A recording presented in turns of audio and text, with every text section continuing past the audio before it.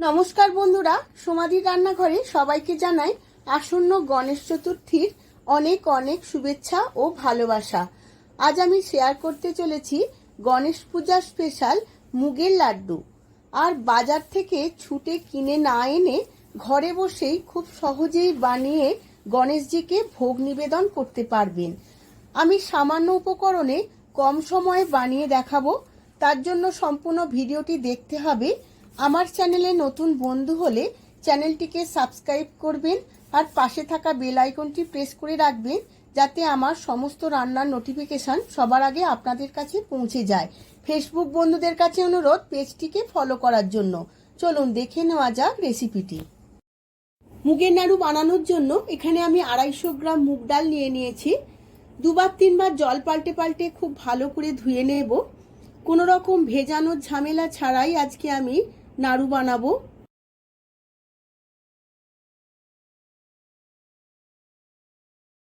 সমস্ত ধোয়া জলটা এবার ছাঁকনির মধ্যে নিয়ে নিচ্ছি জলটা ছেঁকে নেওয়ার জন্য। এইভাবে সমস্ত ডালটা ছাঁকনির মধ্যে মেলে নেব, যাতে কোনো রকম জল না থাকে ডালের মধ্যে। সমস্ত ডাল থেকে খুব ভালো করে জলটা ঝরে গেছে, ঝুরঝুরে হয়ে গেছে একদম। একটা বাটির মধ্যে ডালটা ঢেলে নিয়েছি। এখন একটা ফ্রাই প্যান বসিয়ে নিয়েছি। ফ্রাই প্যানের মধ্যে 1 চামচ ঘি দিয়ে দিয়েছি। ঘিটা খুব ভালো করে গরম করে নিতে হবে। এবার সমস্ত ডালটা এই ঘিয়ের মধ্যে দিয়ে খুব ভালো করে সময় নিয়ে ভেজে নেব। এই সময় গ্যাসের ফ্লেমটা আমি লোতে রাখবো। এইভাবে লো ফ্লেমেই ভাজতে হবে। যদি জোর দিয়ে ভাজি তাহলে ডালের কালারটা লাল হয়ে যাবে, তখন নাড়ুটা দেখতে ভালো লাগবে না। এইভাবে লো ফ্লেমে আস্তে আস্তে করে ভাজতে হবে, যাতে খুব ভালোভাবে ভাজা হয় এবং ডালটা মুচমুচে হয়ে যায়। এইভাবে ডালটা ভাজতে ভাজতে অন্যদিকে আমি চিনিটা গুঁড়িয়ে নেব। চিনিটা গুঁড়িয়ে নেওয়ার জন্য একটা মিক্সিং জার নিয়ে নিয়েছি। এর মধ্যে আমি 150 গ্রাম চিনি দিয়ে দেব, আর দিয়ে দেব 3টে ছোট এলাচ। এবার চাপা দিয়ে আমি মিহি করে গুঁড়িয়ে নেব। এদিকে ডালটাও আমার 10 থেকে 15 মিনিট ভাজা হয়ে গেছে লো ফ্লেমে। ডালটা যত ভালো করে ভাজা হবে নাড়ুটা তত দিন আমি স্টোর করে রাখতে পারবো। এবার আমি গ্যাসের ফ্লেমটা অফ করে দেব। এদিকে চিনিটাও আমার গোড়ানো হয়ে গেছে। এবার বাটিতে ঢেলে নেব। ভাজা ডালটা একটা বাটিতে ঢেলে ঠান্ডা করে নেব। এখন একটা মিক্সিং জার নিয়ে নিয়েছি। এবার ঠান্ডা করে রাখা ডালটা মিক্সিং জারেতে করে দিয়ে গুঁড়িয়ে নেব। ডালটা গুঁড়োনো হয়ে গেছে। আমি একটু দানা দানা করে গুঁড়িয়ে নিয়েছি, একদম মিহি করে গুঁড়োইনি। এবার একটা ফ্রাই প্যানের মধ্যে আমি 2 চামচ ঘি দিয়ে দিয়েছি। আমার মোট 3 থেকে 3.5 চামচ ঘি লেগেছে, বেশি ঘি ব্যবহার করব না আমি। এবার সমস্ত গুঁড়োনো ডালটা আমি এই ঘিয়ের মধ্যে দিয়ে আবারও 10 মিনিট লো ফ্লেমে ভেজে নেব। এই সময় কালারটা একটু চেঞ্জ হয়ে যাবে।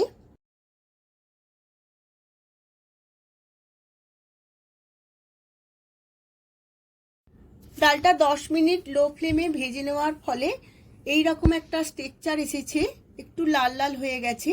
এবার আমি 1/2 কাপ দুধ এর মধ্যে দিয়ে দিয়েছি। এবার দুধ দিয়ে খুব ভালো করে মিক্সারটা মিশিয়ে নেব। এইভাবে খুন্তিতে করে চেপে চেপে মেশাতে হবে, না হলে ডেলা ডেলা হয়ে যাবে। দেখুন বন্ধুরা, সমস্ত ডালের মিক্সারটা একটু ভিজে ভিজে হয়ে এসেছে।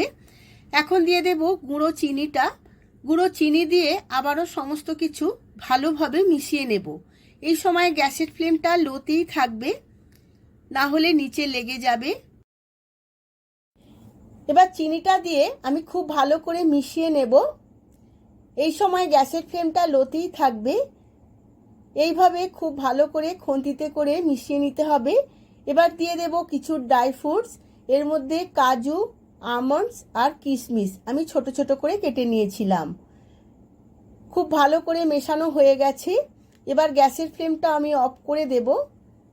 বেশিক্ষণ গ্যাসে থাকলে চিনিটা গলে গিয়ে খুব বাজে হয়ে যাবে।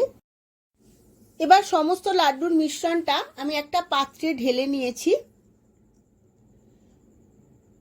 বেশি ঠান্ডা করব না, গরম অবস্থাতেই লাড্ডুগুলো পাকিয়ে নিতে হবে। এইভাবে অল্প একটু মিশ্রণ নিয়ে হাতের মুঠোয় করে চেপে চেপে মুঠো করতে হবে, কারণ হালকা হাতে করলে লাড্ডুগুলো ভেঙে যাবে, যেহেতু এটা শুকনো ঝুড়ো অবস্থাতেই আছে। এইভাবে হাতের তালুতে করে গোল করে নিতে হবে। দেখুন বন্ধুরা, একটা লাড্ডু তৈরি হয়ে গেছে। আবারও একটা দেখিয়ে দিচ্ছি। লাড্ডুগুলো পাকানোর সময় অবশ্যই হাতে একটু ঘি মাখিয়ে নিতে হবে। এইভাবে চেপে চেপে প্রথমেই লাড্ডুগুলো গড়ে নিতে হবে। এইভাবে চেপে নিয়ে হাতের তালুতে করে গোল করে নিতে হবে। আবারও একটা লাড্ডু তৈরি হয়ে গেল। এইভাবেই আমি সমস্ত লাড্ডুগুলো পাকিয়ে নেব। আমার সমস্ত লাড্ডুগুলো রেডি হয়ে গেছে। আমি গণেশজিকে ভোগ নিবেদন করে দিয়েছি। আশা করছি ভিডিওটি আপনাদের খুব ভালো লেগেছে। যদি ভালো লেগে থাকে ভিডিওটিতে প্রচুর প্রচুর লাইক, শেয়ার ও কমেন্ট করবেন। আজ তাহলে আসি, আবার দেখা হবে পরবর্তী ভিডিওতে নতুন অনেক অনেক রেসিপি নিয়ে। ধন্যবাদ।